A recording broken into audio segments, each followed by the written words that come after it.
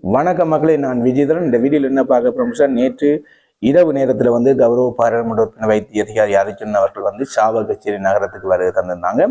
என்னத்துக்கான வருகையா இருந்தேன்னு சொன்னா, கட்சி அலுவலகம் சாவகச்சேரியில வந்து தன்னுடைய கட்சி அலுவலகத்தை திறப்பதற்காக இடம் தேர்வு செய்யப்பட்டது. அதுக்கான இடம் துப்புரவு செய்யும் வேலைகள், அது மட்டும் இல்லாம கட்சி அலுவலக திறப்பு விழா திகதிக்கான நடவடிக்கைகளை ஈடுபட்டு வராரு கௌரவ பாராளுமன்ற உறுப்பினர் வைத்திய அதிகாரி அர்ஜுன் அவர்கள். அது தொடர்பாக தான் சாவகச்சேரிக்கு நேற்று வந்திருந்தாங்க. அது மட்டும் இல்லாம தற்காலிக தன்னுடைய இருப்பிடத்தை வந்து சாவகச்சேரியில் அமைத்துக் கொள்ள இருக்கிறார் கௌரவ பாராளுமன்ற உறுப்பினர் வைத்திய அதிகாரி அர்ஜுன் அவர்கள். அதுக்கான இடத்தேர்வு, அதாவது வீடு தேர்வு செய்யப்பட்டிருக்கு. டச் ரோட்ல, சாவகச்சேரி டச் ரோட்ல தேர்வு செய்யப்பட்டிருக்காக தகவல் வெளியாக இருக்கு.